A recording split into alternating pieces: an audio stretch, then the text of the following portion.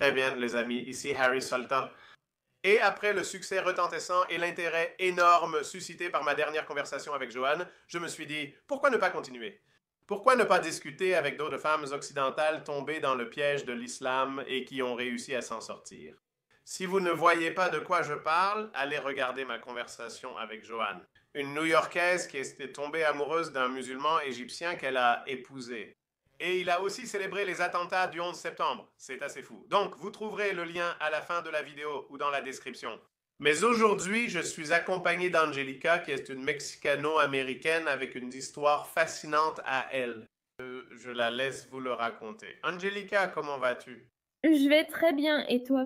Je vais très bien, merci. Alors, tout d'abord, avant qu'on parle de ton histoire, dis-moi simplement pourquoi tu es venu vers moi. Je pense que tu as vu la conversation de Joanne. Alors, pourquoi as-tu pensé que tu devrais aussi venir en parler? Donc, j'ai vu l'histoire de Joanne et ça a mis en lumière que l'islam était quelque chose que on aime penser que ça se passe là-bas comme si ça se passait loin de nous. Mais je suis quelqu'un qui, en fait, s'est converti ou j'ai embrassé l'islam. On m'appelle une revers. Et maintenant, je suis une apostate. Donc, je pensais que c'était important simplement parce que j'ai une histoire inhabituelle, mais c'est quelque chose qui arrive et ça arrive particulièrement. C'est fréquent chez les convertis. N'est-ce pas? Bienvenue au Club des Cools. Tu es apostat, ex-musulmane, alors aide-moi. Merci. Alors, commençons depuis le début. Évidemment, tu es mexicano-américaine, tu as grandi en Amérique, je suppose. Qu'est-ce qui s'est passé de comment on était entré dans l'islam? Je veux dire, c'est quelque chose, c'est une religion et une culture qui viennent d'un pays lointain. Qu'est-ce qui t'a amené à t'y intéresser? Alors, le- à ce moment de ma vie, j'ai eu comme un tournant qui a un peu changé qui j'étais. Ça n'a pas changé qui j'étais, mais c'était quelque chose qui m'a poussé de façon spectaculaire à vouloir être n'importe qui, sauf moi. Je pense que dans ma vie, j'ai toujours cherché différentes identités ou j'ai poursuivi différentes choses quand je n'étais pas celle que je voulais être. Et donc, quand je suis tombée sur l'islam, je l'ai complètement mal compris et je me suis laissée convaincre par le discours de la da'wah. Et je me suis dit, oh, en fait, ce que j'essayais d'adopter, c'était l'opportunité de devenir une nouvelle personne. Ce que j'ai eu, c'était effrayant. Une fois que j'ai vraiment appris la vérité à ce sujet. Mais oui. Donc parfois, c'est pas si mal d'être qui on est, parce qu'on le voit encore et encore avec beaucoup d'Occidentaux qui, d'une manière ou d'une autre, trouvent la nature exotique de l'islam très attirante, très séduisante. J'ai une théorie à ce sujet, sans vouloir dénigrer qui que ce soit, mais parfois, il semble que lorsque nous ne sommes pas heureux dans notre propre peau, nous cherchons d'autres voies. Nous cherchons, comme tu l'as dit, d'autres identités. Et puis, il y a je dirais, ces prédateurs, ces personnes très charmantes qui viennent vers toi, qui te vendent cet islam. Peut-être y croient-ils sincèrement, mais ils en donnent une image trop idyllique. Et nous avons vu des imams dire à d'autres prêcheurs, et toi, eh bien, tu n'as pas besoin de leur parler, surtout aux femmes, de tous les aspects désagréables de l'islam. Leur intelligence et leur témoignage valent la moitié de ceux d'un homme ou d'un mari. Caractéristique? La plupart des habitants de l'enfer, oui. Oui, tout ça. Au début, tu ne sais pas, mais ils viennent vers toi, ma sœur, nous, l'islam, c'est... Très idéalisé. Oui, oh. Oui, Ils l'ont vraiment idéalisé, ils n'ont pas le choix, sinon ça ne se vendrait pas. Exactement. Alors, qu'est-ce qui t'est arrivé? Tu n'es pas à l'aise dans ta propre peau, tu voulais autre chose, quelque chose de différent. Et toi, comment as-tu entendu parler de l'islam? Il devait bien y avoir quelqu'un qui serait venu vers toi et qui t'aurait vendu les plus beaux aspects de l'islam. Dans l'islam, les femmes y sont traitées comme des reines. Ah oui, donc moi, j'ai toujours cru en une certaine forme de traditionnalisme et au rôle de genre traditionnel. Et je vois que ça s'effondre un peu en Occident. Alors, j'ai vu l'islam comme un vrai modèle. Wow! Ce groupe adhère à ses principes, croit en ses actions et fait preuve de discipline. Il prie 5 fois par jour, vous savez, et il y a la cohésion familiale, la famille avec soudée. Franchement, je suis conquise. Ce romantisme me séduit, mais je me dis, laisse-moi en apprendre un peu plus à ce sujet. Je n'avais jamais cherché sur Google et je n'en avais jamais parlé avec qui que ce soit, mais ça a commencé à apparaître, genre, dans les shorts YouTube, et ça a commencé à apparaître À peu près. Quand c'était? Quelle année? Quel âge environ? Ça. à cette époque. J'ai eu mon anniversaire hier, donc j'ai 33 ans, merci. Je dis avoir 27 ans, mais j'en ai 30. Comme nous tous, moi. J'avais 27 ans, mais à ce moment-là, je venais d'avoir 31 ans. D'accord? C'est donc récent. Oui. Donc, à notre époque où il y a tellement de contenu sur l'islam, parce que j'ai entendu cet effet, beaucoup de musulmans s'en vantent, que plus il y a de haine, entre guillemets, envers l'islam, plus les gens s'y intéressent et plus de personnes l'adoptent.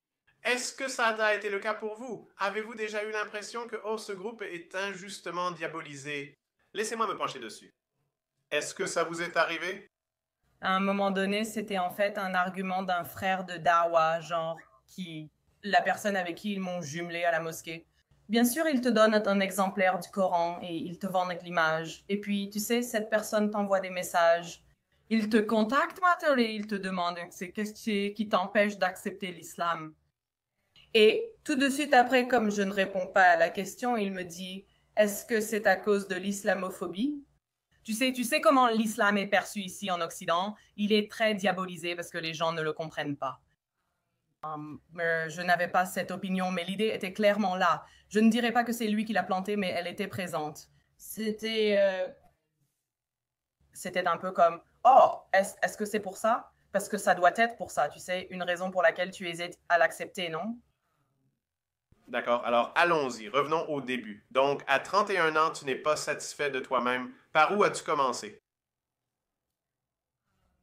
À propos de l'islam, quel a été le premier pas? Tu es allé dans une mosquée ou quelque chose comme ça? Ou avais-tu un ami qui t'a dit, hé, pourquoi n'essayerais-tu pas l'islam? Donc, je n'ai pas été mise en contact par quelqu'un personnellement, c'est juste que par hasard, ça a commencé à apparaître sur mon téléphone. Toutes ces vidéos de dawa pro-islam, ce genre de choses. Et bien sûr, ce qui marche, ce sont les arguments qui piègent, n'est-ce pas? Comme débattre avec un apologiste chrétien, ou bien ils vont... En général, quelqu'un fait un argument et la personne, la représentante de l'islam, va complètement dominer celui qui parle. Et j'étais fascinée par ça. Je me disais, oh wow, oui, ça a vraiment du sens. Je n'y avais jamais pensé, vous savez, et je pense que c'est de là que venait un peu cette fascination. À partir de là, j'ai demandé un exemplaire du Coran, juste pour moi, pour pouvoir le lire, pour vraiment m'y intéresser. Et c'est là que, tout de suite, on m'a mise en contact avec le responsable du dawa de la mosquée. Pourquoi un homme? Ce n'est pas très islamique pourtant. Pourquoi un homme? Pourquoi pas une sœur ou une femme? Je sais pas si c'est ainsi qu'ils font les choses. Parce que en fait, je crois qu'il devait être élu pour, genre, il était comme un président. C'est ça? Donc en fait, je ne sais pas vraiment pourquoi c'était un homme, mais je pense qu'il gère vraiment beaucoup de... Converti ou de recrue. Oui, je pense qu'il a le premier visage que voient les nouveaux recrues pour cette mosquée en particulier. D'accord. Alors, as-tu lu le Coran toi-même? C'est un livre assez ennuyeux, long et incohérent. C'est une lecture très difficile. La plupart du temps, tu ne peux même pas comprendre ce qui est écrit parce que c'est tellement incohérent. C'est vraiment décousu. Ce n'est dans aucun ordre. Parce que ça ne suit pas une séquence linéaire, chronologique. Oh. Ou chronologique, c'est le mot. Donc, ça ne se passe pas de façon chronologique. Mais je pense que je suis pas sûre de ce qui m'a captivé là-dedans. Mais je me disais, tous ces moments où je me souviens de l'époque où j'avais toutes ces dettes de carte de crédit. Ne jamais emprunter avec des intérêts. Je pense que j'étais juste en train de voir ce que je voulais voir par rapport à la réalité. Mais tu ne lis pas du tout entre les lignes. Tu es littéralement comme « je suis au pays de Dolulu et personne n'est là pour me sauver, même si ce n'est la responsabilité de personne. » Mais je tombe vraiment amoureuse de cette religion parce que quand je repense au Coran, c'est ennuyeux. ce n'est pas dans l'ordre chronologique. Beaucoup de choses n'ont pas de sens. Et c'est métaphorique. Parfois, il y a un double sens. On ne sait tout simplement pas de quoi il parle. Il faut aller lire les commentaires et peut-être le hadith correspondant qui l'explique. C'est partout. On ne peut pas. Le Coran n'est pas facile à lire. Ce n'est pas un bon livre, quoi qu'on en dise. Même les musulmans vous diront, on vous a lancé un défi, produisez un verset comme celui-là. D'accord, fais-le. Ce frère est-il là? A-t-il vraiment été appelé frère? Je ne sais pas. Et donc, le gars est là pour t'aider dans ton parcours. Et il est comme ce représentant d'association caritative collant et agaçant, tu sais, qui dit « Oh, s'il te plaît, tu sais, 2 euros, tu t'inscris. » Donc, il est comme ça. Oui, tu peux sauver, disons, tu peux sauver un chiot mourant aujourd'hui. Genre, il jouait vraiment le rôle du meilleur ami, tu vois. Parce que je pense que quand tu n'as pas vraiment de système de soutien autour de toi, les gens vont le remarquer. Tu sais, genre, et si tu ne vois pas le défilé des communistes rouges devant toi, alors c'est encore pire. Eux, ils le voient. Ils savent quand tu es dans l'illusion. Cela se voit. Donc, je pense que c'était clairement mon cas. Tu n'as pas ressenti ce besoin, comme je l'ai dit à l'époque de Johanna? Dans les années 90, il n'y avait absolument rien sur l'islam en ligne ou ailleurs. En fait, il n'y avait pas d'Internet à cette époque. Mais n'as-tu pas pensé un instant à regarder ce que les critiques de l'islam disaient sur cette religion? Je l'ai fait. Et tu sais, j'allais d'avant en arrière et j'étais toujours très confuse.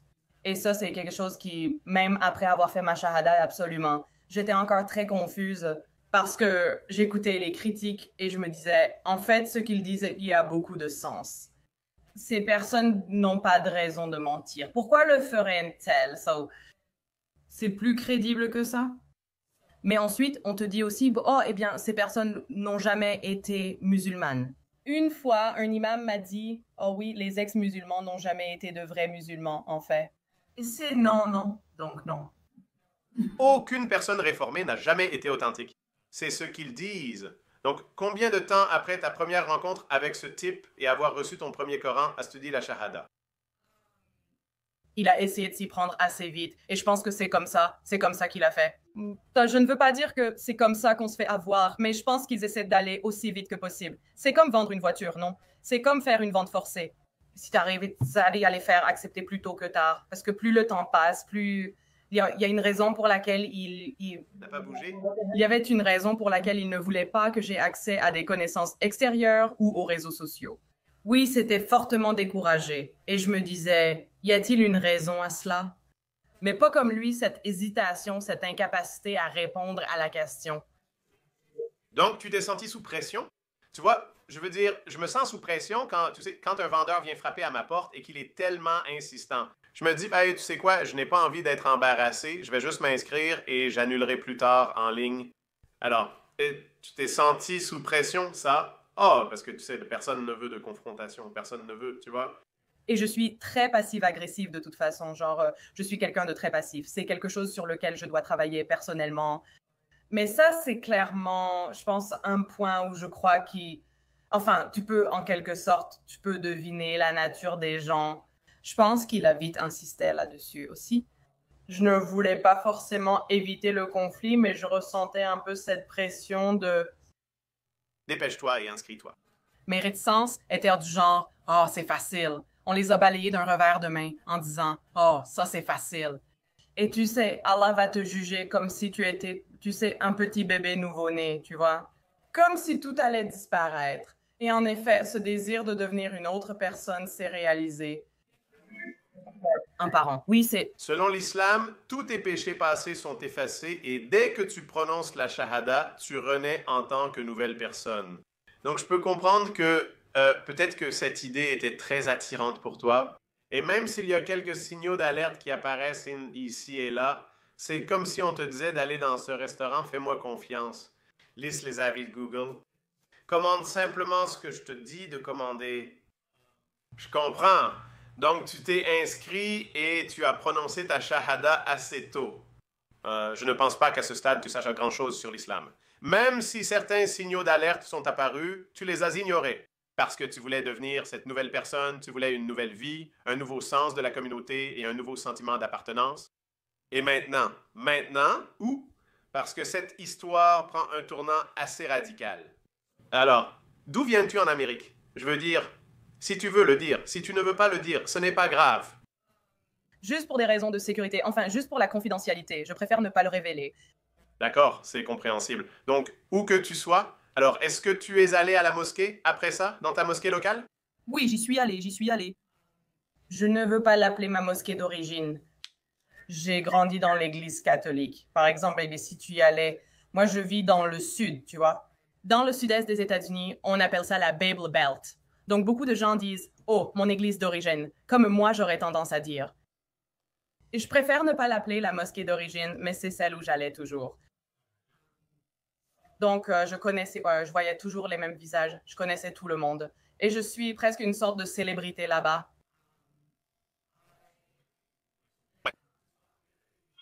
Et ils adorent ça, ils adorent ça. Alors, je suis sûr que toi aussi, tu as dû être bombardé de propositions de mariage à un moment donné, mais on y reviendra. Oui, non, et ça... Ma sœur, veux-tu m'épouser?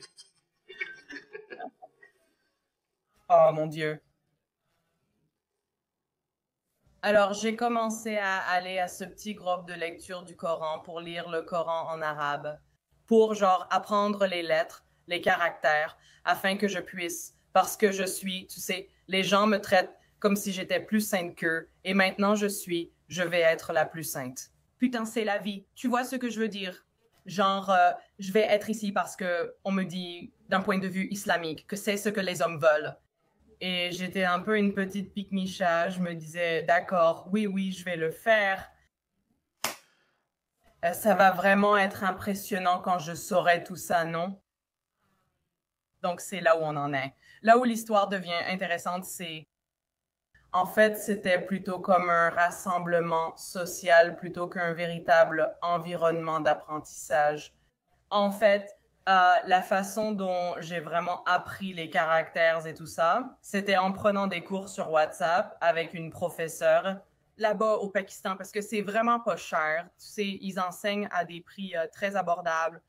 C'est ainsi que j'ai appris. Mashallah, tu es très intelligente. Moi aussi, je suis intelligente. Je suis une personne formidable, presque sainte, car je fais de vrais progrès. Alors qu'en réalité, je prends des cours à l'extérieur, je vais à la prière du vendredi, je vais à la Jumu'ah chaque vendredi. Et c'est au point où je ne veux pas dire qu'il y a un certain niveau d'autosurveillance, je dirais. Donc, en fait, ta présence est presque notée. Si tu es d'habitude présente à la prière du vendredi et que tu n'y viens pas, on va s'inquiéter. Ma sœur, est-ce que tu vas bien? Tu travailles ou quelque chose comme ça? Tu fais des heures supplémentaires au travail? C'était mon expérience. Et donc...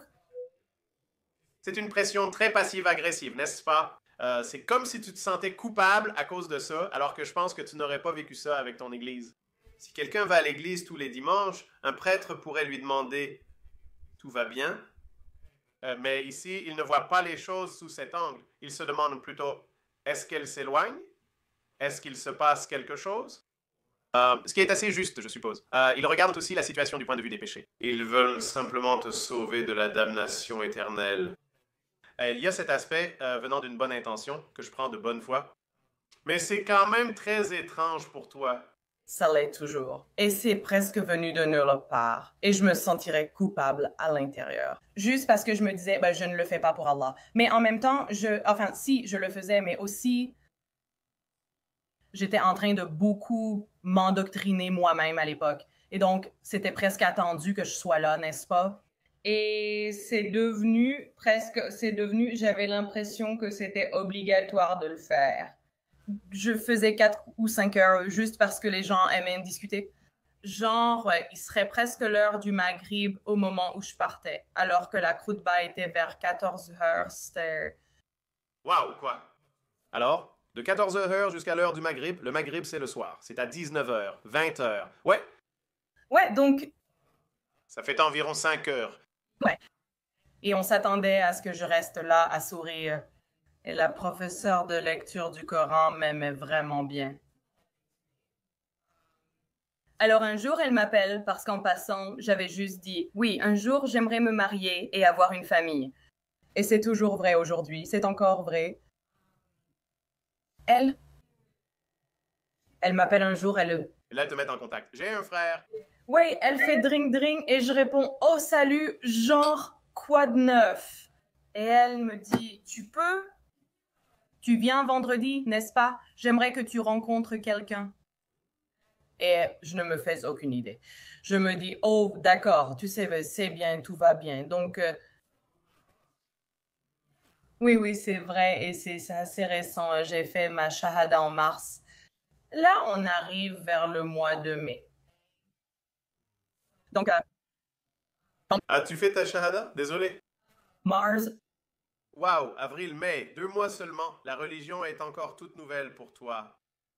oui, alors elle m'a dit, il y a quelqu'un que je veux que tu rencontres, donc on se voit vendredi. Et j'ai répondu, oui, pas de problème. Je rentre dans la mosquée. Et il y a une femme elle me trouve, la professeure de Coran me trouve, et elle trouve aussi cette femme, on va l'appeler tante, juste pour protéger son identité. Tante et moi, on se rencontre juste très brièvement avant la prière. Et puis tante me dit, oh, tu sais, t'as l'air d'une fille tellement gentille. Est-ce que tu voudrais venir prendre le thé chez moi? Je vais te préparer du thé. Si tu veux des gâteaux ou autre chose, je m'en occupe. Tu vois? Et donc, elle commence à me parler un peu de son neveu.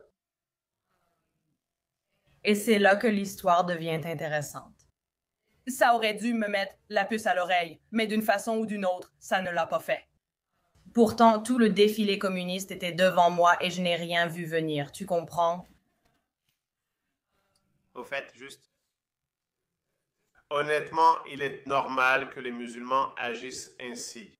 Le but même de cette conversation, c'est pour que toutes ces femmes occidentales qui tombent dans ce piège, d'accord, tu as été libre de prendre tes propres décisions dans la vie, mais sois consciente que c'est une culture totalement étrangère à la tienne. Et quand tu t'y engages, tu devras pratiquement tout laisser derrière toi.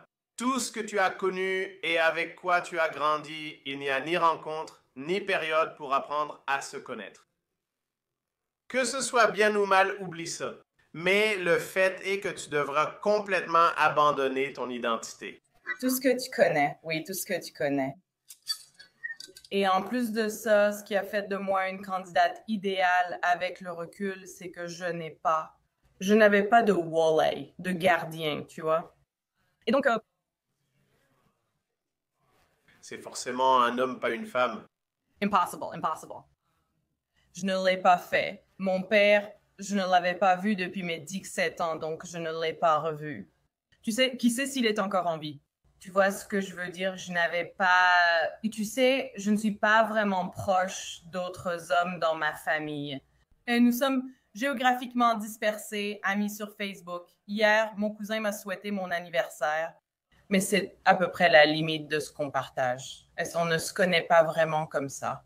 Donc, il n'allait pas, disons simplement qu'il n'allait pas venir dans ta ville et dire « Hey, félicitations, tu t'es converti à l'islam, je serai ton tuteur. » Donc, il n'allait pas faire ça.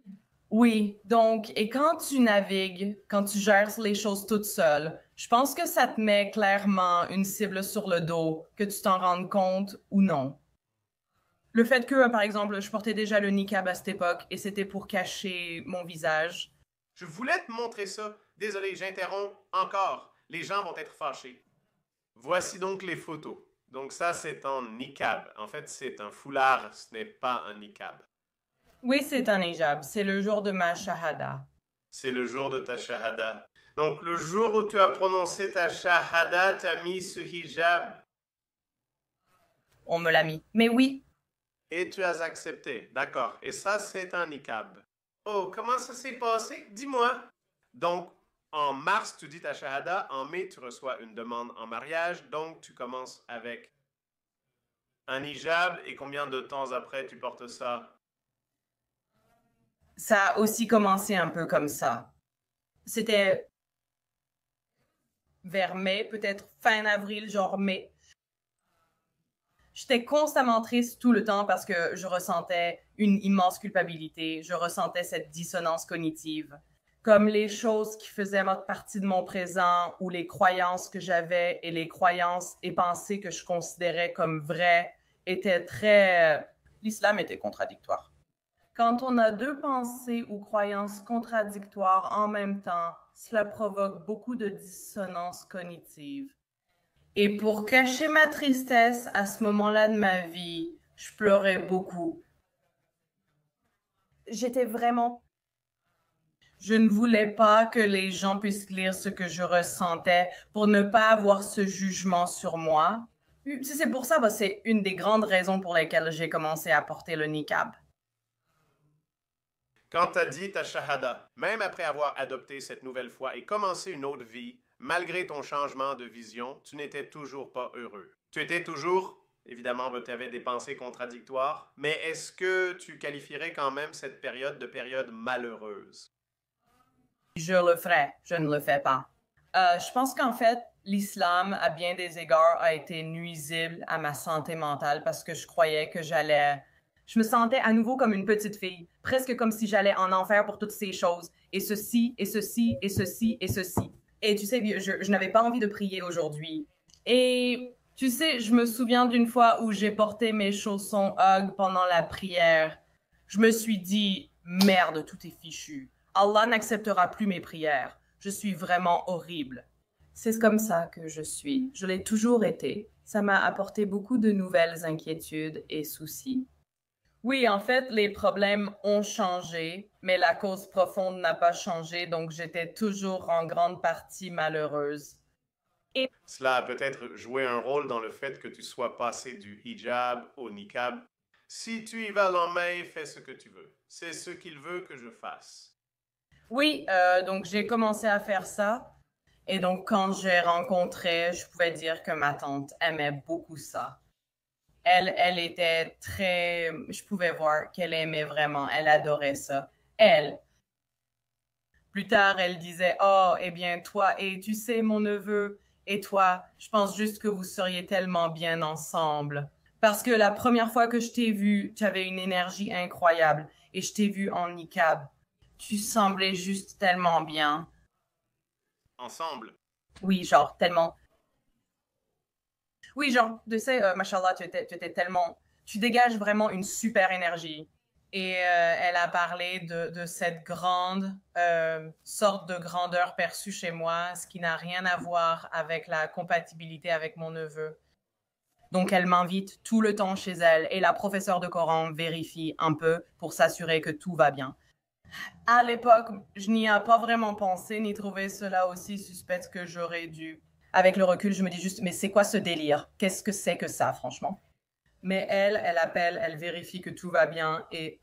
On ne perd pas cette fille. Écoute, je veux dire, il pourrait y avoir une véritable inquiétude. Regarde, comme je l'ai dit, il n'y a peut-être rien jusqu'à présent, évidemment, avec le recul. Tu pourras sûrement en dire plus, t'en sauras plus. Parce que, comme je l'ai dit, l'histoire va prendre un tournant très dramatique. Très... D'accord. Donc, elle t'a mis en contact avec son neveu et maintenant, tu portes le niqab complètement au bout de 2 mois.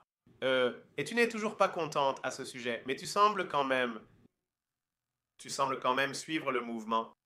Ouais, donc, le neveu appelle justement lors de ma première visite, comme s'il appelait par hasard, parce que c'est l'heure du Fajr dans le pays où il vit. Il vit en Allemagne, il ne le fait pas.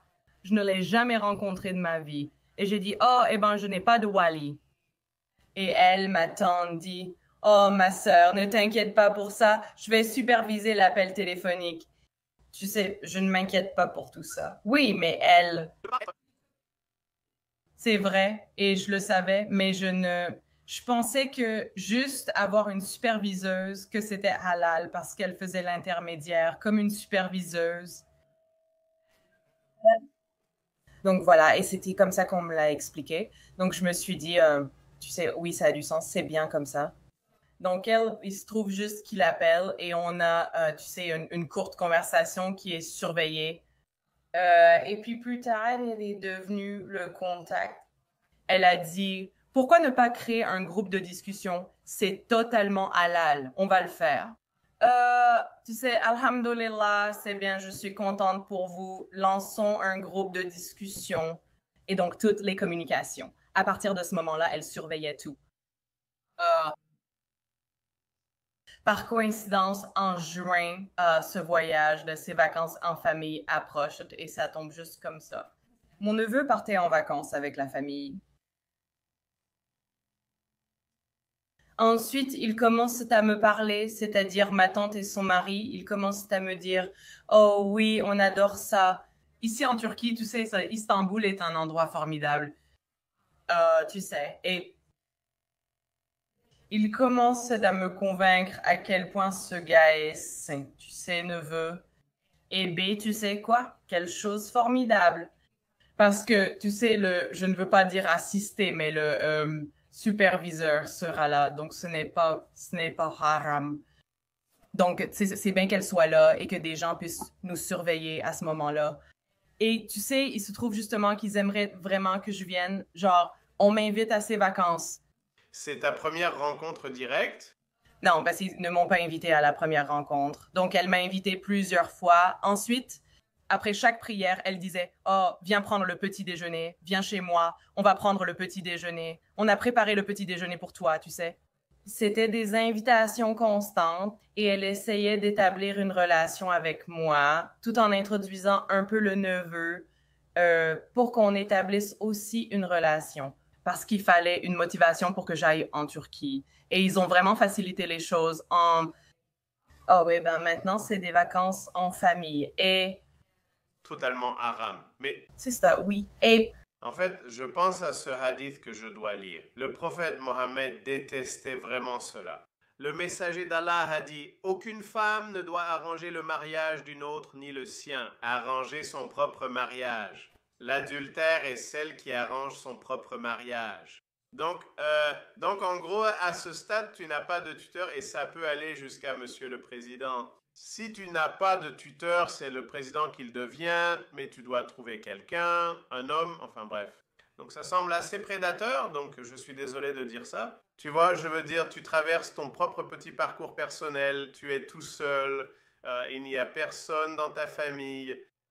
C'est vraiment prédateur. Genre, oh, et si on la récupérait et peut-être, tu sais, l'emmenait en Turquie, d'accord? Alors, il te propose d'aller en Turquie. Tout va bien se passer. Ce sont juste des vacances. Tu es une femme occidentale, on peut voyager, la Turquie, Istanbul, c'est sympa. Alors, quand as-tu décidé, après qu'il t'ait fait cette proposition plusieurs fois, quand as-tu décidé que, d'accord, peut-être que je devrais tenter ma chance? c'est sûr. On m'a aussi encouragée à ne pas dire à ma mère ce qui se passait. Parce que ma mère est la personne la plus proche de moi. Elle vit dans le même état que moi. Donc, pendant tout ce temps, je ne sais pas vraiment pourquoi c'est comme ça, mais bon, d'accord. Mais vous voyez, ils insistent. Chaque fois que je rends visite à ma tante, ils me montrent des vidéos YouTube et des petits vlogs de voyage sur Istanbul. Et oh, regarde, comme c'est amusant et génial. Et tu sais, on est allé plein de fois et tu sais, c'est vraiment super.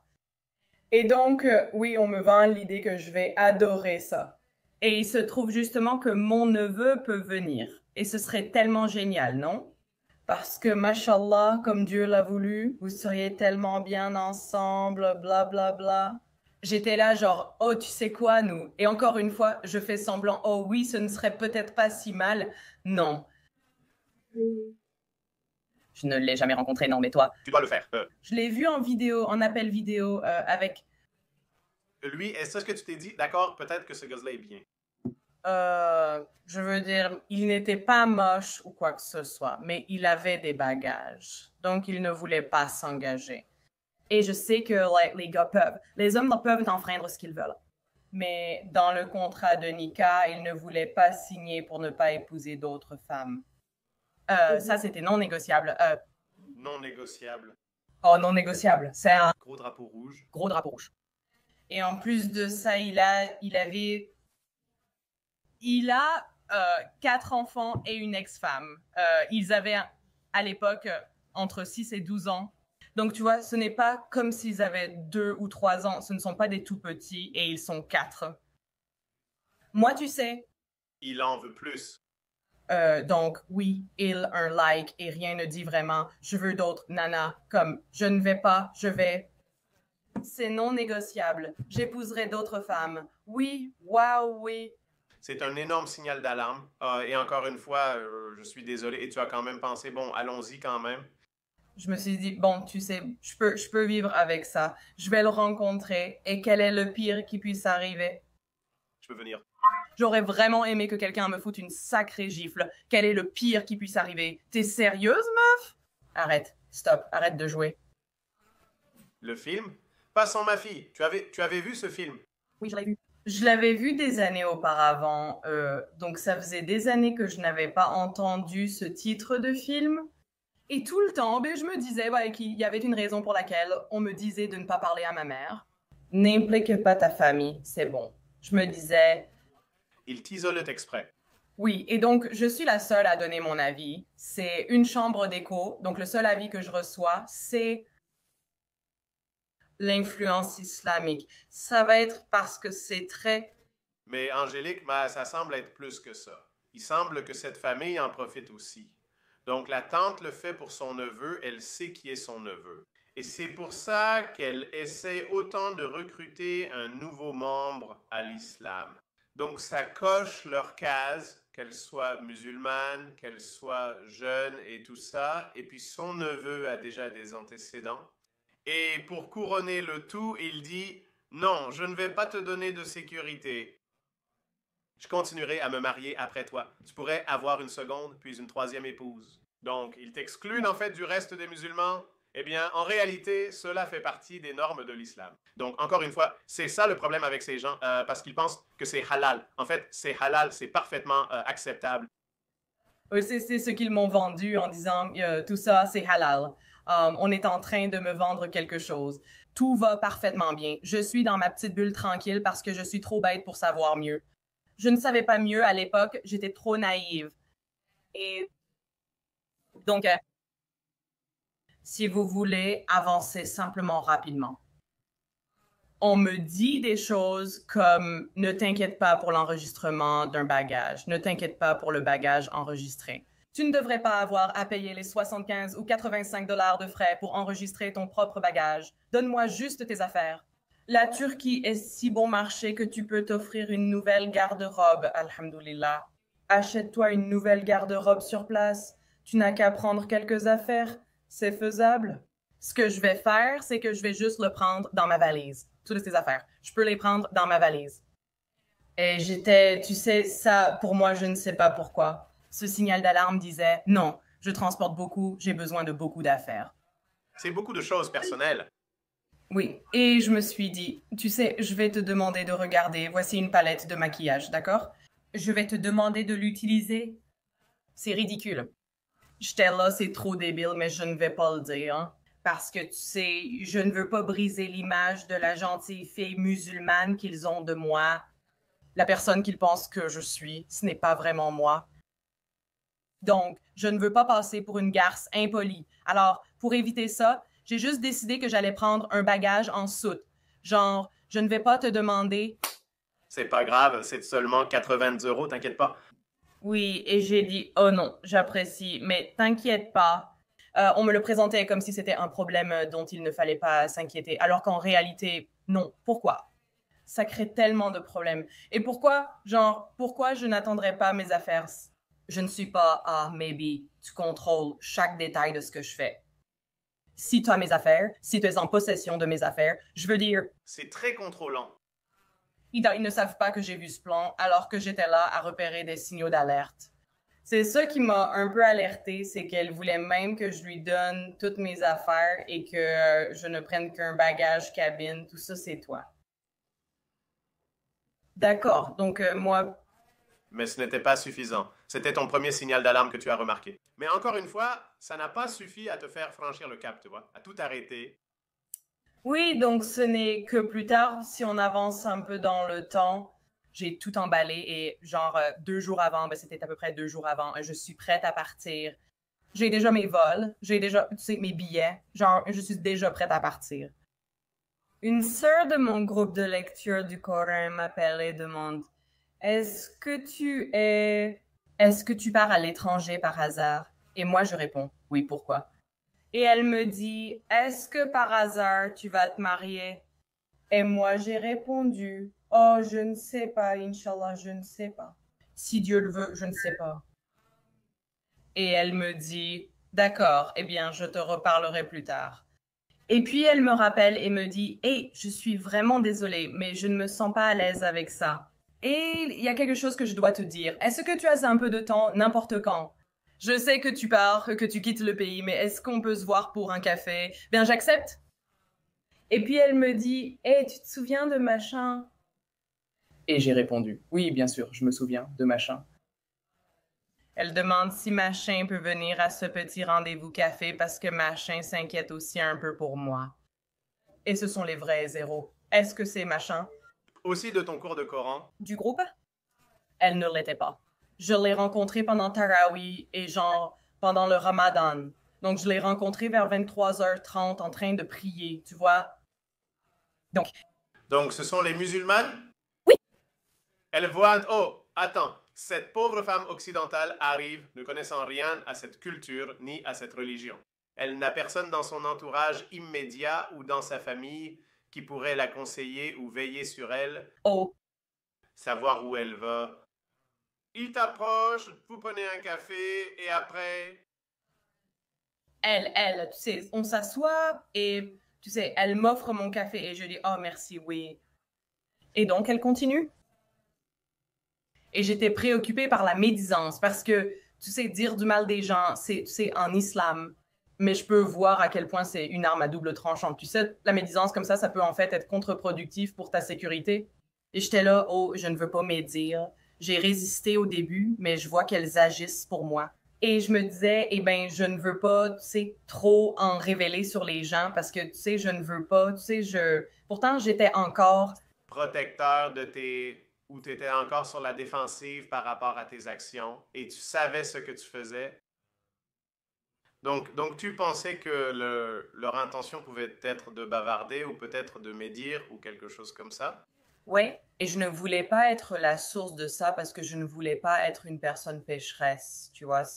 Et donc, j'essaye de respecter ce que je sais être vrai parce qu'une fois que tu l'apprends, tu y es lié. Donc, je suis. J'hésite un peu parce que je ne veux pas être vue comme la commère. Mais ensuite, elle dit, d'accord, donc on sait un peu que tu vas partir à l'étranger. Je te conseillerais de continuer à prier tes 5 prières parce que tu sais, mashallah, tu es une bonne sœur. Tu as vraiment un cœur très gentil. Tu sais, tu es une personne gentille et tu dois continuer à faire tes 5 prières. Alors ne saute pas ça, continue de le faire. C'est un conseil un peu banal, mais aussi...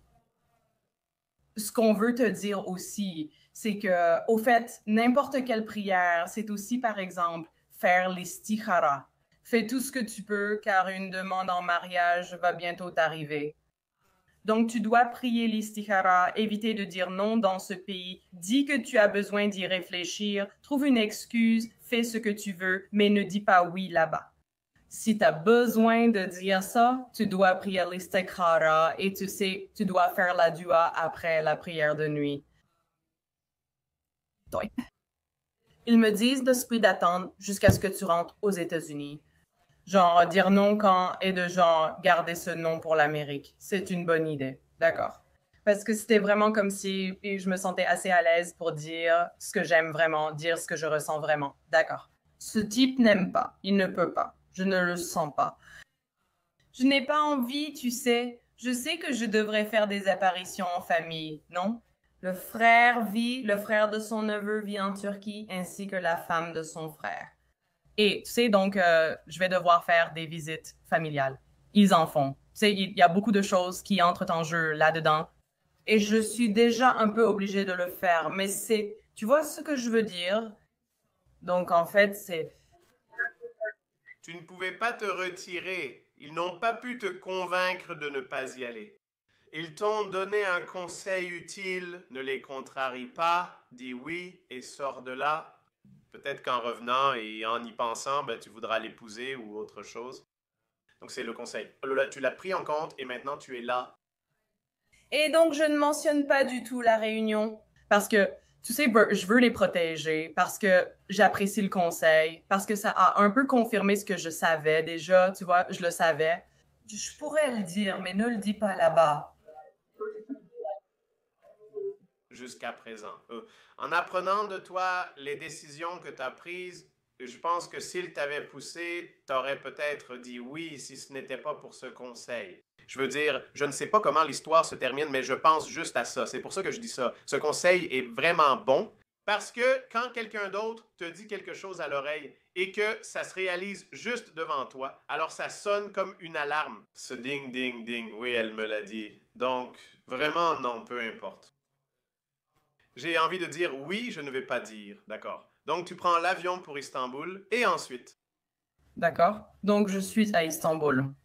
Et je récupère mon sac et tout de suite, ma tante n'est pas vraiment contente que j'ai apporté un sac parce qu'elle voulait garder mes affaires. C'était l'idée de, tu sais, c'est l'idée de, eh ben, tu sais, tu n'as pas besoin de t'inquiéter pour ton bagage enregistré.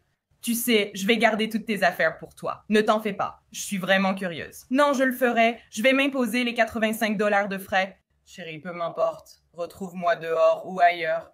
Je me demande pourquoi, au-delà de ce que je crois déjà. Je pense que c'est juste pour te contrôler. C'est absolument. Avec le recul, c'est ce que je pense. Je n'ai jamais été brisée et on ne m'a jamais expliqué pourquoi. Mais je ne peux que supposer que c'était pour me contrôler et même... Jusqu'à tes vêtements, tes objets les plus personnels, comme si tu avais. Oui, jusqu'aux vêtements. Tout ce que je choisis d'emporter avec moi. Aussi. Trop. Non, tu n'as pas besoin de mettre ce rouge à lèvres rose, salope. C'est haram. Je suis totalement d'accord avec ça. Ah oui, et genre, même genre. Si j'avais apporté du parfum, ça aurait été jugé parce que le gars disait « Oh non, pas de parfum en dehors de la maison ». Tu sais, c'est... D'entre vous qui ne savent pas, le parfum pour femme est haram parce que le parfum qui émane d'une femme. Et lorsque cela entre dans les narines d'un homme étranger, il pourrait être excité par cela. Et s'il fait quelque chose, alors la femme en sera responsable. Après, on te reproche car c'est toi qui l'as mis. Donc, oui, je n'étais pas... Je savais que c'était en quelque sorte conçu pour contrôler et que ça n'allait apporter que des problèmes. Alors, j'ai décidé de porter ce fardeau moi-même. Et tu sais, si elle se fait... si je me fais repousser, ce n'est pas grave, peu importe. Donc... Bien, elle le laisse. Et c'est l'une des seules choses que j'ai ressenties comme étant sûre à faire. Donc, je suis à Istanbul. Elle n'est pas contente que je prenne le sac, mais je marche. Je suis à l'aéroport d'Istanbul. Je marche et mon neveu me remet des fleurs parce que c'est la première fois que je le vois en face à face. Et tu sais, on me donne des fleurs, je souris, que je suis comme, tu vois, moment heureux. Ouais. Et donc, est-ce que tu étais vraiment heureuse? Vraiment? Tu ressentais ça? Oh, attends, qu'est-ce que je fais ici? Non! J'étais fatiguée, je l'ai juste fait. C'est quand, genre, t'es fatigué, tu veux juste t'allonger. Genre, j'avais toute une heure. Prendre une douche, je veux être seul, laissez-moi tranquille. Ce genre de choses. Ouais, et genre, mais tu ne peux pas dire ça. Tu dois, genre, être pas comme toi. Tu dois juste être gentil dans cette situation.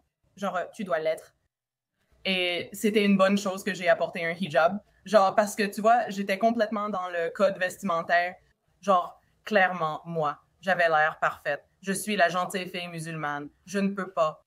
Si je suis impolie maintenant, ça me donnera une mauvaise image. Et avec la tante et le neveu, je pourrais avoir... Je pensais que ma tante allait forcément me réprimander si j'étais impolie, car elle est très... C'était le genre de personne qui n'aimait pas du tout ce que tu faisais et qui te le faisait savoir tout de suite. Alors, as-tu remarqué qu'il y avait soudainement une énorme différence dans sa personnalité? Parce qu'avant ce moment-là, il te léchait les bottes et maintenant... Ouais, comme maintenant, comme ça, c'est ça. En commençant, la situation a changé, donc je ne sais même pas où je vais loger. Ils m'ont déposé à... Tu n'as pas réservé ton propre Airbnb?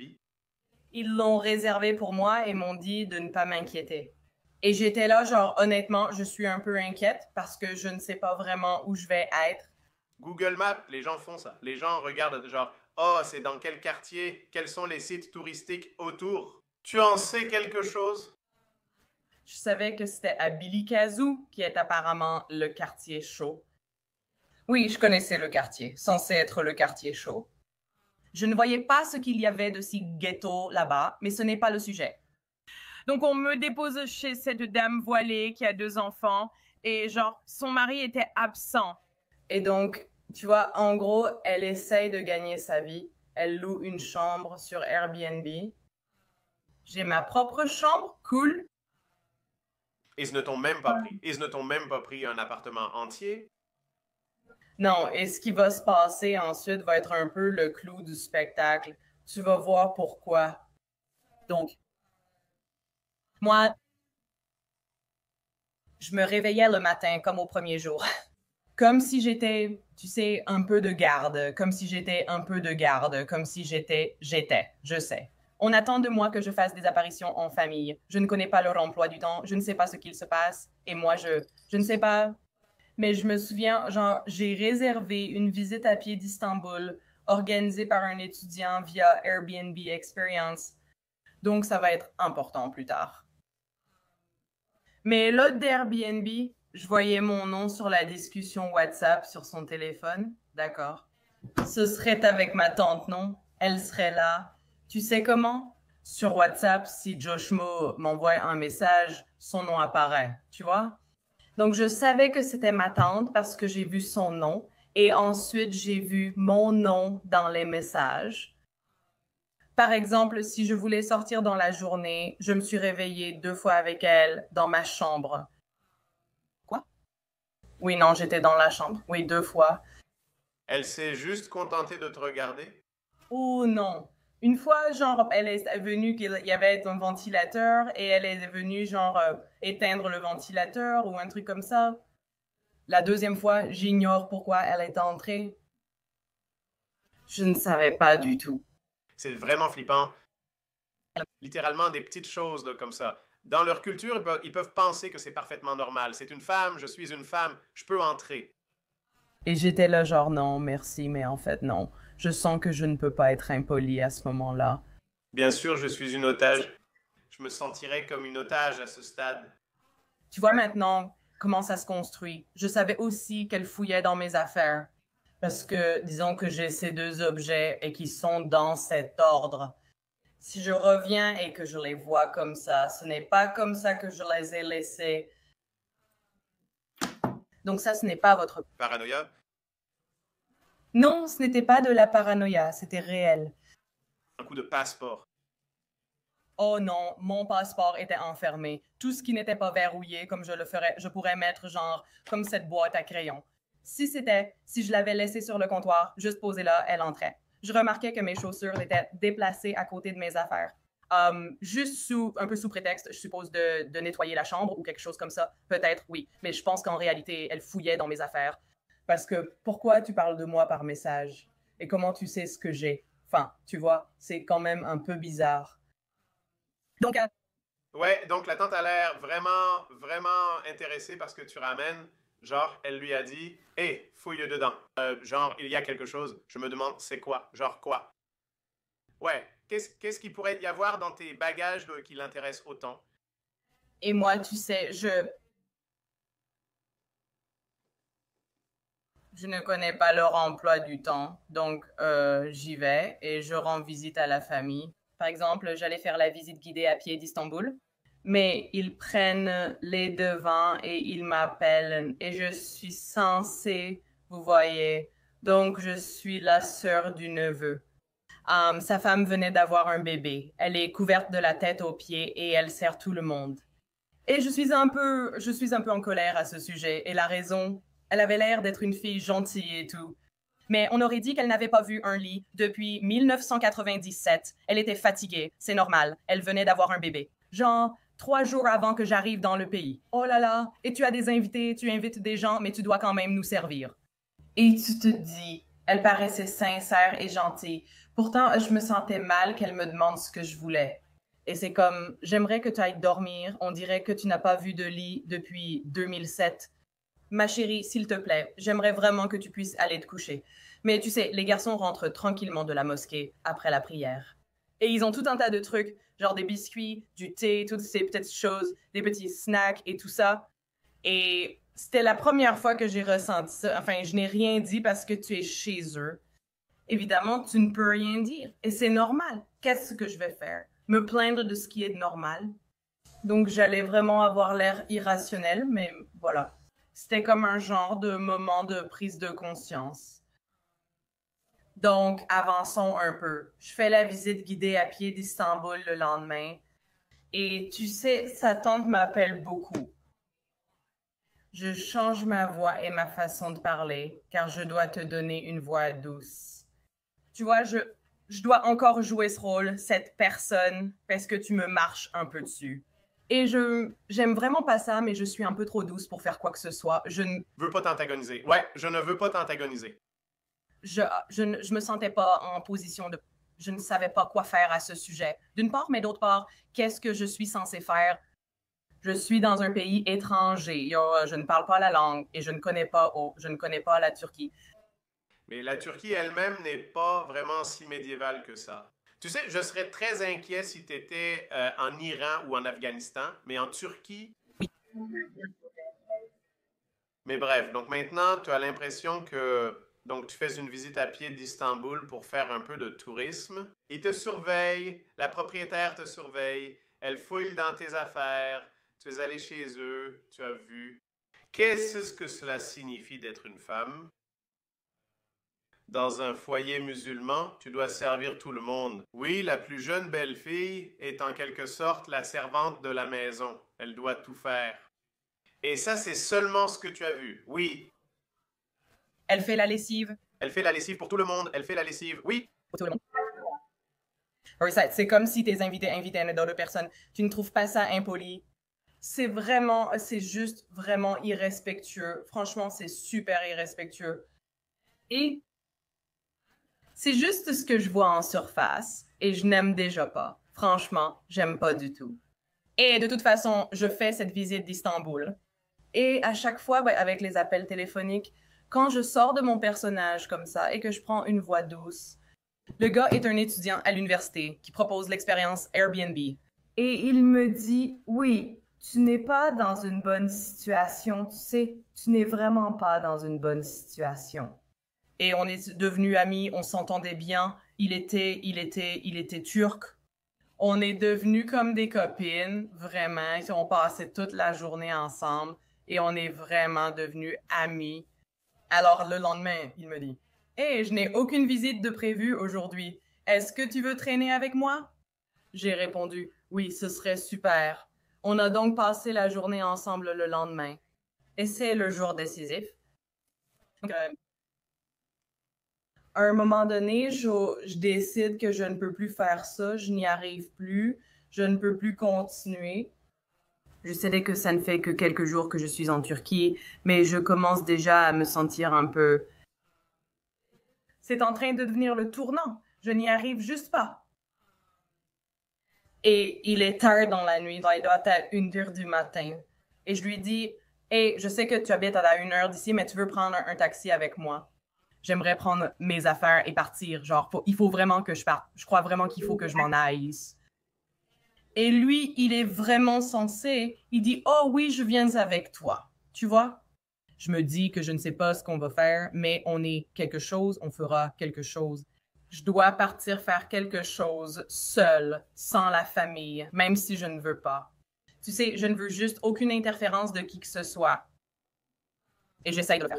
Tu veux prendre ta propre décision pour une fois, parce qu'à ce jour, tu n'as pris aucune décision. Tout semble très obligatoire. Tu dois faire ça. Tu es venu ici pour ça. Je dois être gentil avec ces gens. Ils attendent ça de moi. Mais maintenant, tu te dis, attends une seconde, j'en ai marre, je ne me sens pas bien, je veux sortir de cette situation. Tu as ton argent sur toi. Évidemment, tu as ton passeport, donc tu peux acheter un billet et partir, d'accord?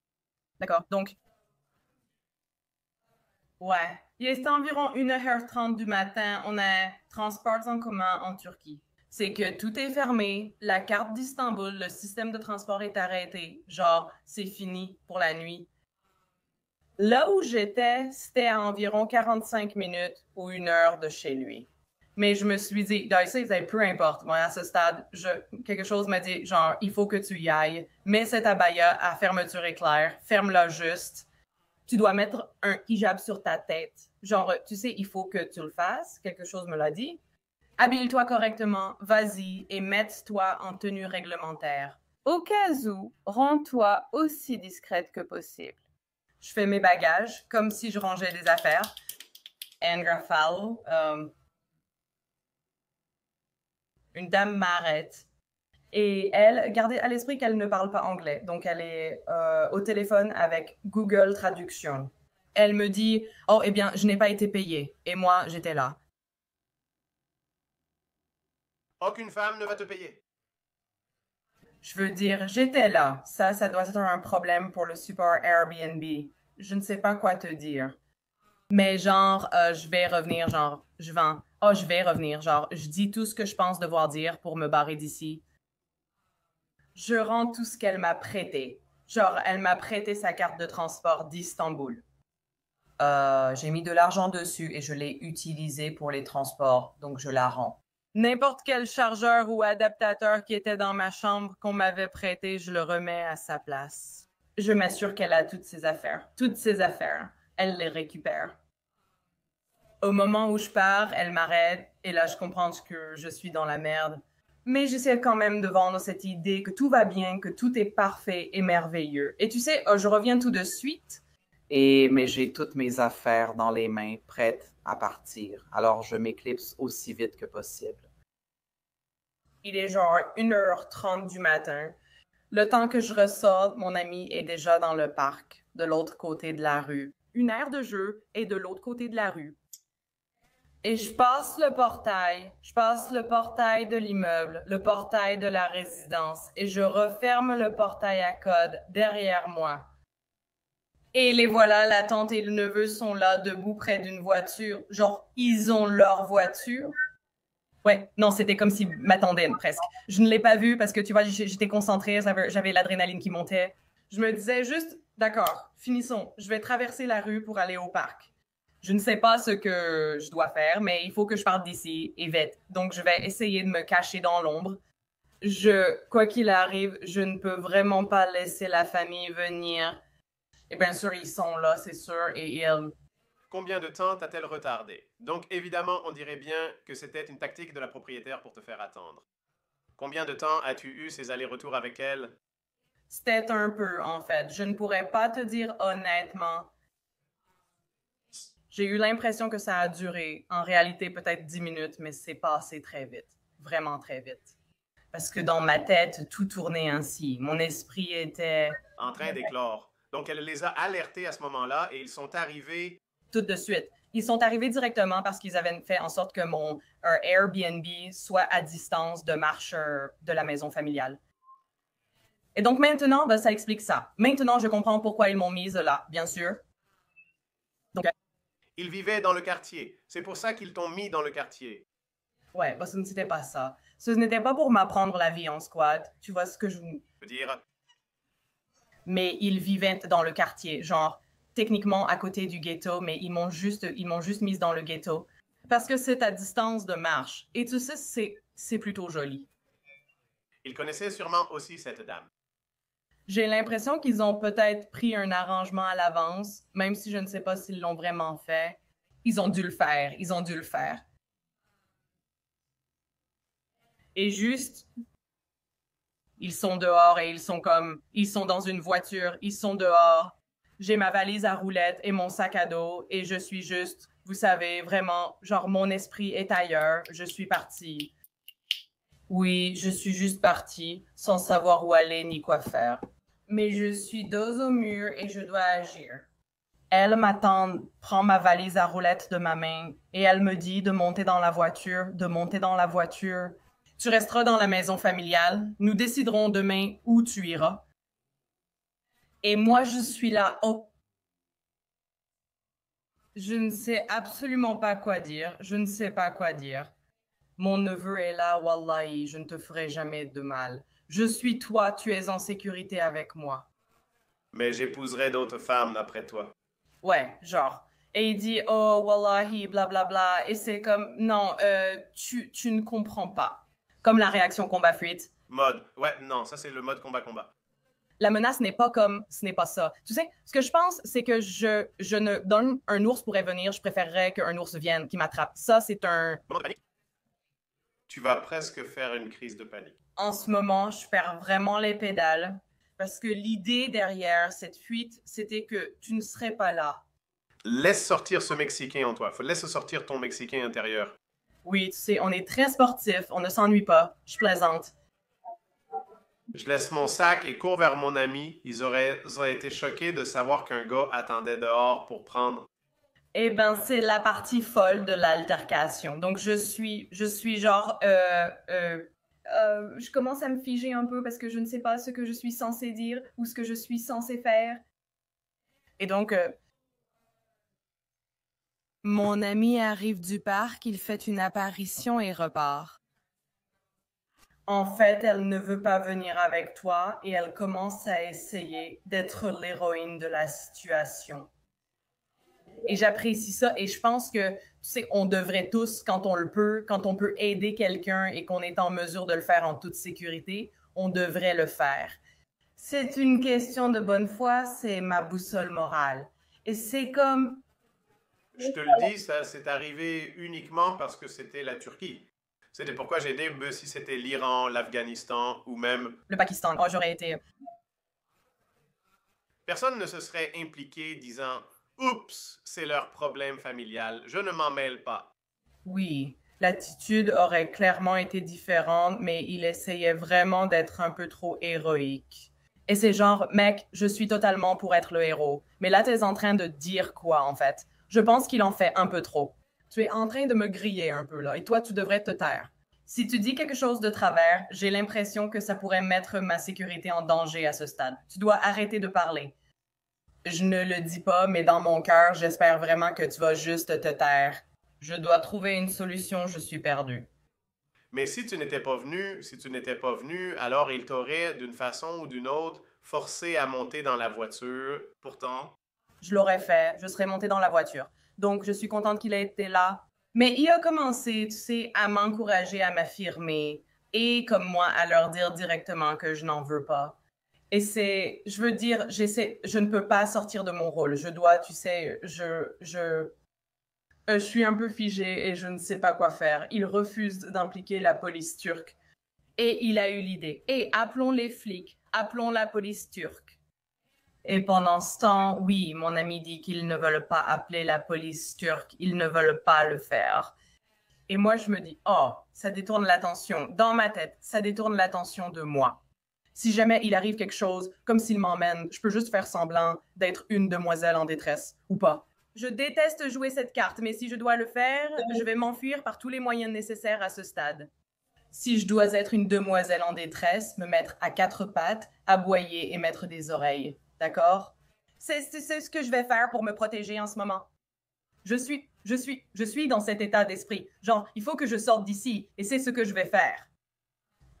Donc, je me dis, super idée. Oui, la police, absolument. Oui, faites venir la police, bien sûr. Ma tante est occupée. Elle est en train d'appeler directement. Elle appelle des gens de la mosquée. Elle appelle son mari, son fils. Elle appelle ma mère. Elle appelle l'ambassade des États-Unis. Ambassade des États-Unis. Oui, elle a appelé l'ambassade des États-Unis. En fait, comme quand j'étais. Plus tard, quand je me suis enfuie en voiture, l'ambassade m'a appelé. On a reçu un rapport disant que vous étiez kidnappé. Nous voulions juste savoir si vous étiez en sécurité à ce moment-là. Et j'ai répondu, oui, je suis en sécurité. Et ils ont dit, oh, eh bien, est-ce que vous vous sentez menacé d'une quelconque manière? Ils me posaient des questions comme si j'étais pas une victime d'enlèvement ou une potentielle victime d'enlèvement. Apparemment, c'est ce qu'ils leur ont dit. C'est bien ce qu'ils disent. Ou, je suis désolée, Bleu, que ça remonte à l'août. Cette tante dit, oh, ben, comme ça, cette personne est un gangster, il essaie de t'enlever. C'est comme, bah, cette personne te manipule. Et tu sais, il veut que tu aies pitié de lui, etc. Et à ce moment-là, en fait, les flics arrivent et je finis par monter à l'arrière de la voiture avec eux parce que j'ai envie de jouer la demoiselle en détresse maintenant. Donc, c'est ce que je fais. Au final, ce qui finit par arriver. Je veux dire, il pourrait aussi être un gangster. Enfin, tu pourrais l'être. Je veux dire, qui il était. Sa mère était employée à l'université. Aucun casier judiciaire. Même, ils ont... Non. Je dis que c'est ce qu'il t'avait dit jusqu'à présent. Je veux dire, tu ne sais peut-être pas. Je veux juste dire, tu es toujours dans un pays étranger. C'est vrai, c'est vrai. Peut-être. Donc maintenant, Tata dit que, tu sais, ben, c'est un gangster, il te manipule. On connaît son point de vue, mais attends, je veux dire, qui est ce type? Et c'est compréhensible, c'est compréhensible. Mais il s'avère que c'était elle qui le disait aux flics. Et ils ont fait une vérification des antécédents. Genre, ils ont vérifié ses antécédents ou ils ont fait quelque chose qui fait que, genre, j'ai même été alertée. Genre, cette personne n'a pas de casier judiciaire ni rien. Donc, alors ça aurait pu, eh bien, c'est assez juste. Tout ce que j'ai vu à ce moment-là, dans cette situation, c'était que cette personne est vraiment comme ça. C'était sans doute l'opportunité qu'il me fallait. Sinon, je ne pense pas pouvoir sortir en toute sécurité et efficacement. Je sens déjà des raisons de m'inquiéter, car la famille devrait, et c'est justement ce que je ne voulais pas qu'il arrive. Et je commence à craquer. Ma mère m'appelle et elle me dit « Et j'ai entendu dire que tu es dans une situation dangereuse et je te demande. » Je lui dis « Tu ne peux rien me demander, j'en ai assez. » Genre, je commence à... Et je ne suis pas vraiment méchante avec ma mère, mais là, clairement, je lui dis de ne pas demander pour quoi que ce soit. Genre, je commence à craquer un peu, je perds un peu mon sang-froid. Les flics arrivent. La solution, c'était de m'emmener à un hôtel. Et moi, je me disais, cool. Ouais. Elle me regarde pendant que je dors. Je veux sortir d'ici. C'est... Comme si le dragon ne pouvait plus souffler dans mon cou. Ça me va. Emmenez-moi à Tombouctou, peu importe où j'irai maintenant. Peu importe où je vais maintenant, c'est à moi de financer ça. Et c'est comme, ben ça va, j'ai toutes mes affaires, c'est cool, partons. Donc, j'emmène mon ami avec moi juste pour qu'il puisse se rapprocher de chez lui parce que c'est pour moi. Que c'est comme, tu ne peux pas juste laisser les gens là-bas, non? Je ne peux pas juste t'emmener à 1 heure de chez toi. Je t'ai invité. Et je vais te laisser en plan. Et il est parti, comme le taxi dans lequel on est monté, pour aller dans le quartier où j'étais pour rejoindre mon Airbnb. Il a vraiment perdu son téléphone. Il l'a littéralement fait tomber dans la voiture. C'est comme si je te laissais sans aucun moyen de communiquer, sans téléphone, rien. Non, je ne peux pas te faire ça. Et donc, du coup, on a fini par être emmenés. Ma tante m'appelle sans arrêt. Je reçois des appels répétés d'elle. L'ambassade des États-Unis m'appelle. Des demandes de localisation en direct sans arrêt. Alors, je partage ma position, comme sur Apple, je partage ma position juste à un endroit au hasard. Voilà. C'était un putain de coin de rue au hasard parce que je savais, genre, qu'il y aurait un moyen de partir. Donc, Où est-ce qu'on s'est trompé? Je pensais qu'on gérait, qu'on avait le contrôle. non, enfin, moi, juste, je savais, moi, juste, je sais pas, enfin, juste, j'ai mis une épingle sur un coin de rue au hasard. Genre, je ne peux pas te donner ma localisation, je ne peux pas révéler, je ne vais pas te révéler ces choses-là. Je sais que tu aimerais vraiment que je m'éloigne du gangster.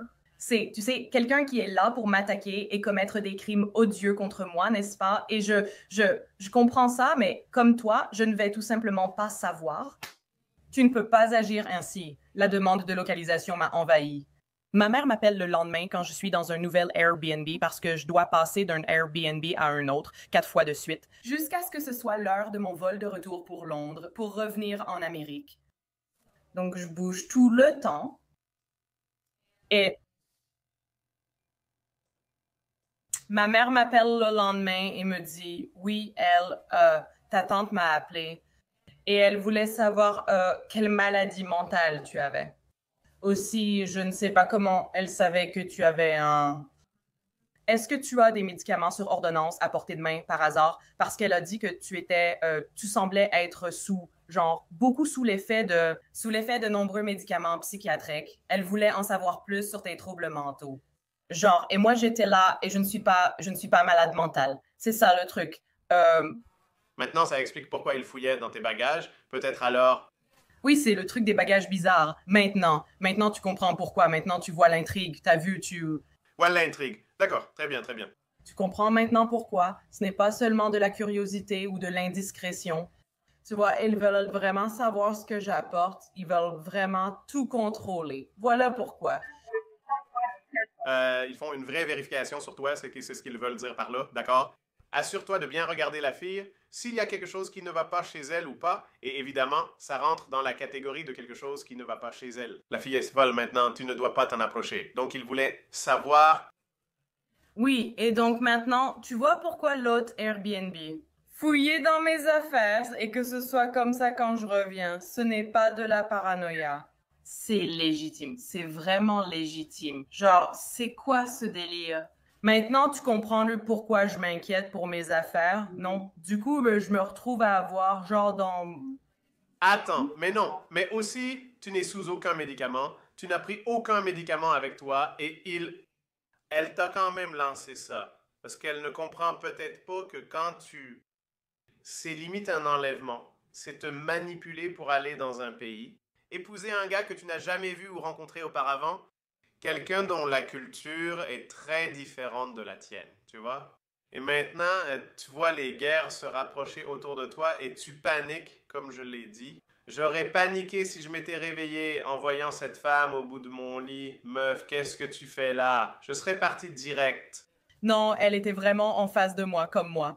J'étais là, tu vois. J'avais le ventilateur, genre, juste pour rafraîchir mon corps, tu vois. Donc, voilà. Elle était littéralement, genre, le ventilateur était près de mon visage et elle était littéralement, genre, juste devant mon visage. Genre, j'ai littéralement vu cette femme juste devant mon visage. C'est une réaction parfaitement normale.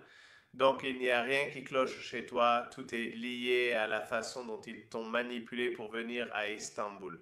Ouais. Et puis, j'aime bien que ma mère dise, ouais, genre, elle demandait, genre, elle disait, oh oui, tu sais, si j'avais su qu'elle était aussi malade mentalement, je ne lui aurais pas demandé de venir. Genre, je ne sais pas ce qui ne va pas avec ta fille. Elle n'a aucun problème de santé mentale. De quoi tu parles? Ma fille est parfaitement normale. Oui, ma mère a dit ça aussi. Ma mère disait, je ne sais pas d'où ils sortent ces idées, mais elle a insisté pour te questionner sur tes maladies mentales. Écoute, c'est logique. Ils savaient que tu leur échappais, que tu n'étais plus sous leur contrôle et allaient retourner en Amérique pour sans doute raconter ton expérience. Ils refusent toute responsabilité et diront simplement que tu es fou, que ce n'était pas eux. En fait, c'était même avant que je ne remette les pieds sur le sol américain, juste après, en fait.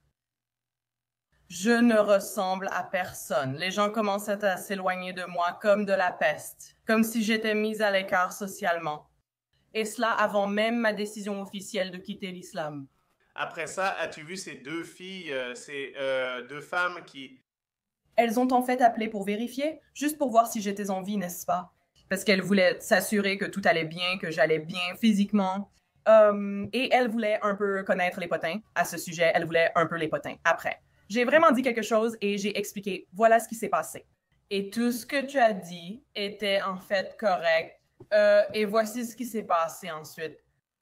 Mais je vais bien. Merci pour ça. Et tu vois, je savais juste que, tu sais, ça ne correspondait pas à l'approbation des autres. Mais je veux dire, Ah, tu aurais pu être qui te connaît. aurait pu. Je veux dire, il aurait pu se passer pire. Il s'est déjà passé pire. Oh oui, tu aurais pu être manipulé pour l'épouser et soudainement il aurait eu des enfants et voilà, tu serais coincé maintenant. Peut-être qu'après ça, il serait passé à quelqu'un d'autre, mais ça aurait pu être ta vie. Donc tu reviens aux États-Unis. Qu'est-ce qui s'est passé quand tu as dit, oh mon Dieu, qu'est-ce que je viens de traverser? Tout ça, c'est des conneries. J'enlève mon niqab, mon hijab. Et comment était ce moment? Qu'est-ce que tu as ressenti? Ironiquement, j'aime dire que mon point de bascule, c'était comme mon point de bascule. Les graines ont été semées à Londres lors de mon escale de 12 heures avant de rentrer en Amérique. Je décide que je mérite un verre parce que, tu sais quoi, je le mérite et je le mérite. Et je sais que mes prières ne seront pas valides pendant 40 jours ou peu importe. Mais tu sais quoi, je suis un peu amère. Comme si les appels à la prière dominaient ma vie, comme l'appel à la prière entendre la danne. Et il y a tellement de mosquées autour. Je ne peux littéralement pas échapper à l'appel à la prière. C'est à ce moment-là. Je suis un peu, vous savez, je me sens coupable d'être agacée par ça, d'être sur les nerfs. Si tu étais resté à East London, tu aurais aussi entendu l'appel à la prière Azan là-bas. Oh, c'est vrai aussi. Surtout près de la station de métro Whitechapel, dans ce coin-là. Ouais, donc tu as pris un verre, tu y as réfléchi ton expérience? Oui, donc ça arrive juste, comme ça, sur le moment. Je pensais que c'était une escale de 2 heures, mais c'était une escale de 22 heures. Je croyais bien que c'était 2 heures, mais c'est 22. J'ai donc besoin d'un hébergement. J'ai fini par trouver un endroit pour 80 livres, donc j'y vais, je le réserve. Il y a un pub en bas, alors je me dis, je vais juste enlever le hijab, tu sais, soyons normales aujourd'hui. Donc j'y vais, je prends une pinte et je raconte encore l'histoire. Et là, il y a un gars qui entre. On finirait par sortir ensemble. Et je me disais, tu sais, je n'aime pas... Enfin, on finirait par sortir ensemble plus tard. Mais c'est lui qui m'a dit, tu ne trouves pas que toutes ces choses sont vraiment étranges? Et tu restes toujours très fidèle à cette religion. Mais toutes ces choses, c'est toi qui les as dites, n'est-ce pas? Comme si ces choses ne te concernaient pas. Comme si les graines commençaient à être semées. Et je lui ai dit franchement, Donc c'était un garçon de Londres? garçon britannique né et élevé à Londres, il est l'un des rares encore présents dans la ville. Je crois qu'il n'y a qu'une trentaine de vrais Britanniques blancs à Londres. Oui, mais oui, donc j'ai eu la chance de rencontrer un super gars, mais je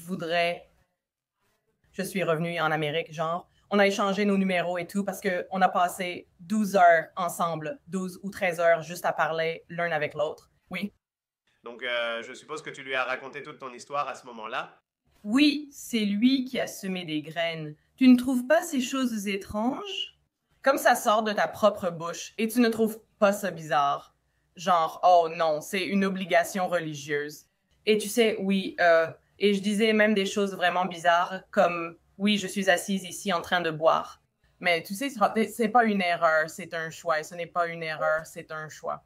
C'est comme si tout était de ma faute parce que je ne suis pas la religion, mais tu vois, je me sens coupable à cause de ça, même si je ne la suis pas ouvertement. Tu vois à quel point c'est bizarre? Tu vois comment la religion peut te faire te manipuler toi-même? Oui, c'est pour ça. C'est tout le but du niqab. Parce que je le faisais et parfois ça me bouleversait vraiment. Je voulais juste cacher mon visage pour ça. Comme ça, je pouvais quand même sauver les apparences, mais de toute façon, je finissais par retourner à Londres, comme si on apprenait à se connaître. J'ai presque été la seconde épouse de quelqu'un après m'être inscrite sur un site de rencontres musulmans. Et tu sais, donc toi, Tu as tout de suite abandonné la religion? Non. je ne l'ai pas fait. Je ne l'ai pas laissé tomber tout de suite. J'ai même dit au garçon britannique, je n'aime pas ça, tu n'es pas musulman, c'est contre ma religion. Mais tu sais, je t'aime vraiment bien en tant que personne, donc je vais laisser passer ça. Il a dit, je ne me convertirai pas à l'islam pour toi. Ouais, il a dit, tu sais, ouais, il est un bon... C'était ça. S'il n'avait pas été là, je serais restée beaucoup plus longtemps. J'étais sur une plateforme de rencontres matrimoniales musulmanes et j'ai eu l'opportunité d'être invitée à Londres et moi, avec ma folie, j'ai dit que je retournerais à Londres. Je risquais de devenir la seconde épouse de quelqu'un, alors je pensais devoir rester la gentille fille musulmane. Faire semblant 3 ou 4 jours ou autant qu'il faudra. Ensuite, ben, je peux voir qui j'ai vraiment envie parce qu'ils sont là. Il dit même, tu es la bienvenue chez nous. Cependant, si tu préfères, tu sais, rester dans un logement séparé, on conviendra que ce sera à ta charge et tu es tout à fait libre de le faire. Je sais déjà que j'ai un endroit où rester, tu sais, toi, donc après 3-4 jours là-bas. Il m'a dit, je ne ressens pas d'attirance ici. Et j'ai répondu, tu sais quoi? Pas de rancune, tu sais, pareil pour moi. En tout cas, ravi de t'avoir rencontré. Donc, je pars de mon côté. Et c'est là que le gars britannique et moi, on se connecte vraiment. Et c'est à ce moment-là que c'était le vrai tournant. J'ai laissé mes niqabs, mes hijabs, mes abayas élégantes, tout ça. J'ai laissé toute cette merde à Londres. Tout ça, je l'ai laissé là-bas. Tu l'as laissé dans ce trou là-bas. Bien joué? Ouais, je l'ai laissé et je me suis dit, je n'ai pas besoin de cette merde. Non, je n'en ai pas besoin. Ça alourdissait mes bagages, mais oui, mon vol était payé. Et il l'a fait, tu sais, je l'ai fait. Assure-toi aussi que mon bagage en soute soit payé à l'avance, tu sais, parce que ce n'est pas de la frime si tu as les moyens, mais Alors, tu restes à Londres? je suis désolée, je me suis sentie méchante de dire ça. Non, il en est. Il n'y a rien de mal, c'est très bien. Tu essayais encore une fois. Je veux dire, oui, ton cœur te dit une chose, mais ta tête te dit, non, attends, peut-être que je dois faire ça et que je dois rester dans cette religion. Non, c'est normal, rien de mal à cela. Il a dit lui-même qu'il n'y avait aucune attirance, il t'a donc laissé partir, il n'y a rien. Oui, donc c'était vraiment quelque chose auquel je donnais une chance honnête. Tu sais, j'avais parlé à sa femme et la raison pour laquelle elle voulait lui trouver une seconde épouse était légitime. Donc je me suis dit, d'accord, tu sais, on va juste voir. Je suis Expérimenté. Bon, tu parles à la première femme de ton futur mari, donc est-ce que ça va? Si je dois être la seconde. Donc la première partie, du lundi au mercredi, il sera avec toi, du jeudi au vendredi, il sera avec toi.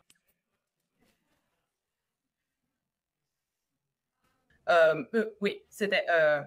Et pour être honnête, c'était une personne adorable. Je trouvais un gars charmant, une famille adorable, vraiment. C'était vraiment des gens très gentils. Mais ce n'était tout simplement pas quelque chose. Ils ne voyaient pas la relation aller plus loin, et moi non plus. Mais Islam alourdissait littéralement mes bagages au point qu'ils ont mis des étiquettes lourdes sur ma valise enregistrée, sur celle que j'avais pré-enregistrée ou prépayée. Tu peux ajouter un bagage cabine ou en soute avant l'avion. Oui, donc il l'a fait. C'était déjà prépayé pour moi. Islam, une fois que je m'en suis débarrassée, c'était genre 7 livres ou quelque chose comme ça de trucs que j'avais. Une fois débarrassée des abayas, niqabs, hijabs, etc. C'était compris dans les dépenses? Ça a littéralement allégé ma vie. Ça a allégé le poids de mes bagages. D'accord, le poids réel de mes bagages a diminué. Et aussi enlever un poids de tes épaules. Oh. Donc, le poids psychologique était immense. Oui, donc, Donc maintenant, tu te dis, d'accord, c'est pour ça que je suis venu ici. Alors, tu as rencontré le garçon de Londres? Donc, tu as commencé à sortir avec lui. Et évidemment, pendant ce temps, tu t'es dit, non, l'islam n'est pas pour moi. oui, ce n'était pas pour moi. Et puis, vraiment, je pense que je me noyais un peu dans cette liberté. C'est ce que je ressentais. Je me souviens de la première fois où j'ai porté des manches courtes, où j'avais l'impression d'être une fille de rue, la première fois que, eh bien, j'ai porté un short. Genre. Je me sentais comme une prostituée, car j'avais l'habitude d'être couverte avec un voile. Porter une tenue entière sous une abaya. Ouais, je me sentais comme une fille de rue, tu vois. C'est ce que portent les prostituées. Est-ce que seules les prostituées portent ça? Des shorts. C'est comme ça que je m'habillais, avec une tenue complète sous cette robe. Donc, genre un jean, oui, des chemises, ça oui, c'est un symbole. C'était pendant la visite à pied. Oui. Regarde, beaucoup de femmes s'en plaignent. Elles disent qu'une fois qu'on a enlevé le hijab ou qu'on s'est senti nu, je pense que c'est juste encore une fois. Cela montre que nous, humains, sommes heureux et créatures d'habitude. Lorsqu'on répète une action, on a l'impression que ça fait partie de nous, mais ça ne veut pas dire que ça doit faire partie de toi. Oui, et c'est juste bizarre, comme j'ai juste ressenti quelque chose de tellement étrange en faisant quelque chose que j'avais fait toute ma vie. Quand j'étais enfant, je portais tout le temps des shorts et des t-shirts à manches courtes, tu vois, et c'est juste, c'était bizarre de ressentir maintenant que j'ai tort ou que je me sens coupable de ne pas me couvrir. Et aussi parce que j'ai choisi de prendre un verre à Londres. J'avais vraiment l'impression d'être horrible à cause de ça, comme si j'étais une mauvaise personne, sale, quelqu'un de mauvais, tu vois, comme si j'étais... Et dans ma tête, je finis par le croire. Et je me souviens avoir juste parlé à British Lad, et British Lad m'a dit « Pas moi ».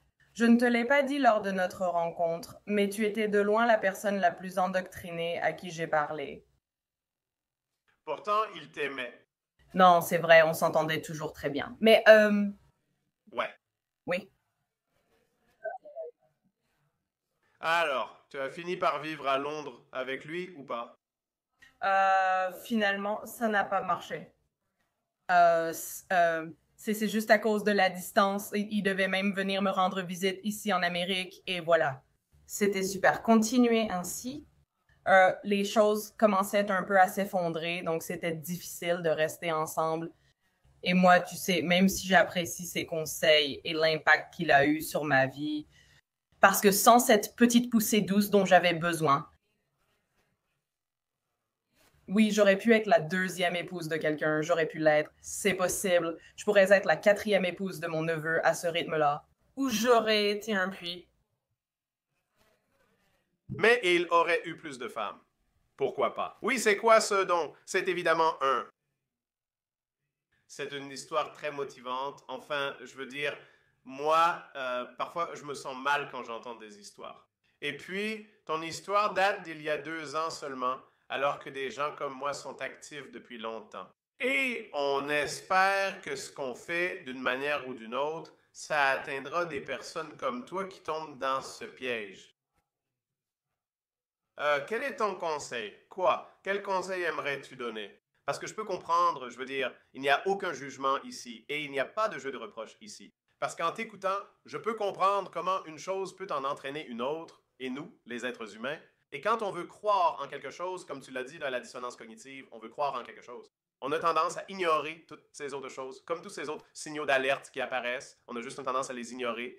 Je comprends, car même si ce n'est pas le cas pour la religion, cela m'arrive dans d'autres domaines. Vous savez, comme dans une affaire ou quelque chose comme ça, quand vous voyez le signal d'alerte, mais que vous choisissez de l'ignorer. Vous, en tant que femme, quel conseil donneriez-vous à d'autres femmes occidentales qui pourraient finir là où vous avez fini, ou qui auraient certainement pu? Je suis absolument certain que cela ne se serait pas bien terminé pour vous. Soit que vous soyez devenue la seconde épouse de quelqu'un ou, qui sait, une victime de violences domestiques dans un pays étranger. Qui sait ce qui aurait pu arriver? Ça ne se serait pas bien terminé, même si vous aviez été une troisième épouse heureuse. Je ne pense pas que ça aurait été le cas. C'est bien pour quelqu'un qui a grandi en Occident où vous avez tant de liberté. Tu peux littéralement tracer ta propre voie. Et oui, je veux dire, la vie n'est pas facile. Nous connaissons tous des hauts et des bas et pouvons parfois être insatisfaits de notre vie. Et cela peut nous amener, je ne sais pas, à chercher d'autres voies. Donc toutes ces choses peuvent arriver. Mais moi, comme je le dis toujours, l'islam n'est pas la réponse à cela. Alors, que diriez-vous à une jeune femme qui pourrait tomber dans ce piège?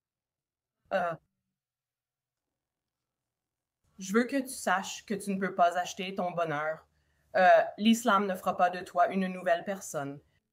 Tout cela, prendre des mesures aussi drastiques pour changer ta réalité. Tu restes la même personne, n'est-ce pas? Tu pourrais donner $1 million à une personne pauvre, mais peu importe où tu vas, tu restes toi-même. La personne pauvre gardera sans doute les mêmes habitudes. Elle fera juste la même chose dans un appartement ou à un niveau plus chic, non? Où que tu ailles, tu es toujours là. Peu importe ce dont tu fuis, ce à quoi tu fais face, ce dont tu essaies de t'éloigner ou la personne que tu essaies de devenir. Ça ne va pas arriver en prenant des mesures drastiques ou en essayant de partir dans un petit voyage de vie, n'est-ce pas? Tu as besoin d'un tournant et c'est malheureux que... Enfin, je suis très chanceuse que les choses se soient terminées comme elles l'ont fait. J'ai eu beaucoup de chance. À bien des égards, j'ai vraiment eu de la chance. C'est plutôt l'exception. Je ne dirais pas que ce sera la norme pour beaucoup de gens. Et c'est nous, on aime penser que les mauvaises choses arrivent loin de nous. C'est en Amérique, c'est ici, c'est juste à côté de chez vous. Et on préfère ne pas y penser parce que c'est inconfortable. Mais c'est là. Et si vous regardez ceci, je vous encourage il n'y a rien de mal à vous informer sur l'islam, mais ce qu'on vous vend, si vous avez une personne de dawa, si quelqu'un essaye de vous influencer et que, vous savez, on vous pousse un peu à vous intéresser à l'islam, je vous encouragerais simplement à... Lire les avis Google. Oui, s'il vous plaît, lisez les avis Google. Moi, ça n'obtient qu'une seule étoile parce qu'on ne peut pas mettre 0 étoile. Vous êtes obligé de mettre une étoile, mais j'évaluerai mon expérience à 1 étoile. S'il vous plaît, ne le faites pas. La vie est meilleure et plus belle sans ça. C'est vraiment vrai. Oui, vous vous en sortirez mieux, je vous le promets. Mon ami Louis Akan dit ça. Et Elle dit l'islam enlève toute la joie de la vie, comme si ça aspirait la joie de tout. C'est toutes ces choses que tu dis qui sont inutiles, genre, moi je suis athée, je ne sais pas ce que tu es, mais enfin, je veux dire, Je ne suis pas religieuse. ouais, moi je veux dire, on vit sur cette planète, on est là pour 60, 70, 80 ans. N'importe quel jour pourrait être le dernier. Il n'est pas nécessaire de se charger de choses inutiles. Sois une bonne personne, pas besoin de religion pour cela. Je pense être quelqu'un de bien et faire ce qu'il faut la plupart du temps. Je peux parfois être un connard comme n'importe quelle personne religieuse. Tout le monde est comme ça, oui. Donc, On a tous nos mauvais moments, ce n'est pas grave. on n'a pas besoin de ces abayas et tout ça de toute façon. Moi, de toute façon, voilà, merci. On n'en a pas besoin. Et comme tu l'as dit, la vie est belle. La vie est belle sans toutes ces choses. Et merci beaucoup. Je pense que c'est très courageux de ta part. Et j'espère vraiment que beaucoup de gens regarderont cette vidéo parce qu'on ne sait jamais. Enfin, tu as aussi écouté l'histoire de Joanne. Et qui sait, cela pourrait changer la vie de quelqu'un ou cela pourrait empêcher quelqu'un d'entrer dans un mode autodestructeur. Je dis merci beaucoup de nous avoir rejoints et d'avoir fait cette interview. Merci pour l'invitation, ce fut un plaisir. Merci.